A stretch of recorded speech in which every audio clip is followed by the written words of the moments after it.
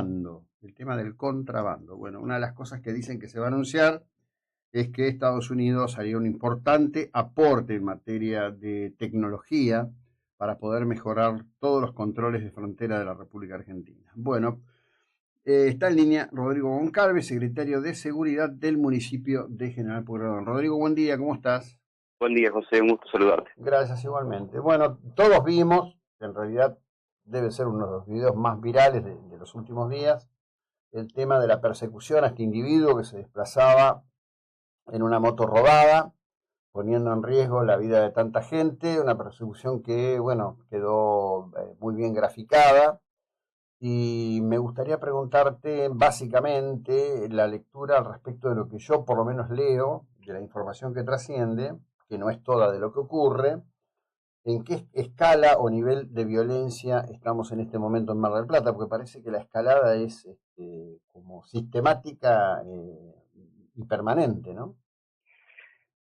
Sí, y como decís vos, el video, un poco también hablando con otros colegas, es una persecución que tiene una visualización que la verdad que es óptima, que se puede ver, que es alarmante y preocupante, pero que en definitiva termina con buenos resultados, ¿no? Y pasó hace poco, no sé si recordás, hace 15 días atrás, que tuvimos una persecución también espectacular ¿no? Desde la mirada cinematográfica, cuando fue un Toyota Yaris, se corrieron 7 patrulleros, lo persiguen, lo visualizamos en las cámaras, termina siendo detenido, era un auto que habían robado hacía 48 horas, y también tiene un resultado positivo en ese momento, y un poco también, bueno, manifestar esto, las cámaras como herramientas, hay veces tienen mejores resultados, hay veces se logran estas visualizaciones, estas persecuciones que terminan de manera positiva, y en muchos casos no,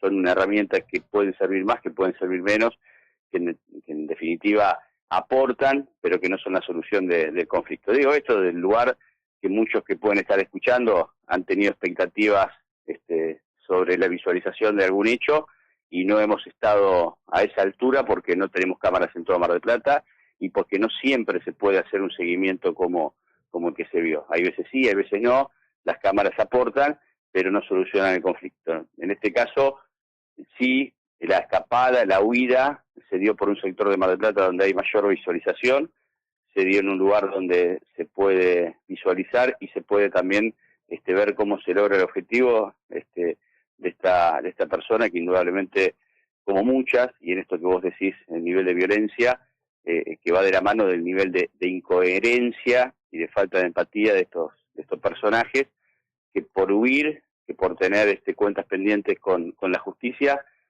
no tienen ningún tapujo en poner en riesgo la vida de todos nosotros. Y me parece, si hay algo positivo en este tipo de visualizaciones, lo positivo es que los fiscales pueden tener elementos y herramientas sustentables para juzgar a este tipo de individuos, y no solo aprenderlos, no solo notificarlos del inicio de una causa, sino dejarlos detenidos, porque es gente que no tiene que estar o no tiene que vivir en sociedad sin haber pagado algún tipo de castigo. La verdad que es alarmante, es preocupante la persecución y de la manera que se da de este individuo, que estaba con un vehículo, una moto, quizás de una cilindrada que no le permitía hacer un escape con un resultado positivo, un buen accionar de la policía en lo que tiene que ver con la persecución, pero bueno, la preocupación, esto que vos mencionás, que vemos que hay un avance en la violencia y en la materialización de este tipo de hechos, que indudablemente no es saludable. Bien,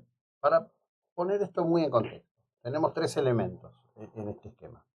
Tenemos un municipio que en algún momento, en otra gestión, decidió crear un área de seguridad, decidió crear un centro como el COM, se comenzó con el tema de las cámaras, hoy además hay una patrulla municipal, el poder de policía lo tiene la policía de la provincia de Buenos Aires, que es el efector, aunque en este momento veo que hay mucha actividad de las fuerzas federales, muchísima actividad de las fuerzas federales, bienvenidas sean, y después tenés el sistema de justicia. Decime de la experiencia de ustedes, de aquellos en los que ustedes contribuyeron a detener, ¿no? Por ejemplo, este joven que huía con la moto robada, ¿lo procesaron por robo o lo procesan por encubrimiento?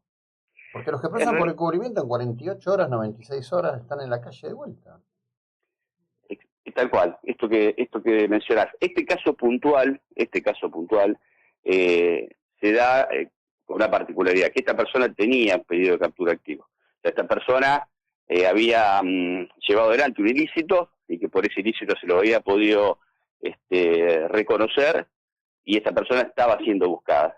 Entonces este hecho termina dando a la justicia la posibilidad de detener a una persona que ya tenían que detener con anterioridad. Entonces, en ese sentido, bueno, tiene esa particularidad. Pero en otros sentidos, o en hechos similares a estos, bueno, se puede dar también que el fiscal no tenga elementos para poder detenerlo, se lo notifica y a partir de ahí le queda la causa abierta, pero estas personas no tienen los padecimientos que deberían tener. Por eso yo menciono también la herramienta de las cámaras como tales, ¿no? Como forenses en este caso, para poder darle un elemento más al fiscal que atiende causas como esta y poder determinar y ser menos laxos a la hora de aplicar las normas, entendiendo que tenemos este tipo de individuos que cometen este tipo de hechos, que podrían ser contravencionales en algún punto si esta persona no tenía pedido de captura. Pero lo riesgoso que es y el nivel de violencia que se lleva adelante en este tipo de vida, lo hemos hablado en otras ocasiones, muchas veces para zafar, por decirlo de una manera más banal, pero para evitar ser controlados o ser interceptados por un control de tránsito, han llevado por delante agentes municipales, agentes policiales. Tenemos una historia no muy lejana de Mar del Plata un efectivo muerto por este tipo de acciones desmedidas de violencia y de incoherencia de estos individuos. Sí, claro. Bien, te quiero llevar a otro tema. Sí.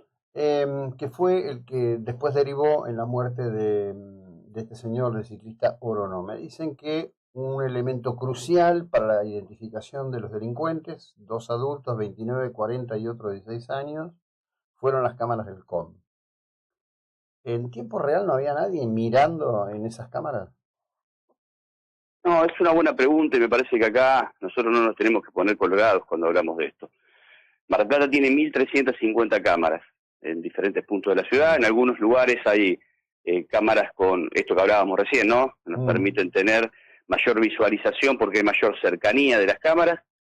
Es proporcional, por supuesto. Es un análisis que tiene que ver con el mapa del delito y que tuvo que ver con el mapa del delito en el momento de empezar a incorporar cámaras a la vía pública, a la recurrencia delictual y eventualmente a las zonas de mayor interés.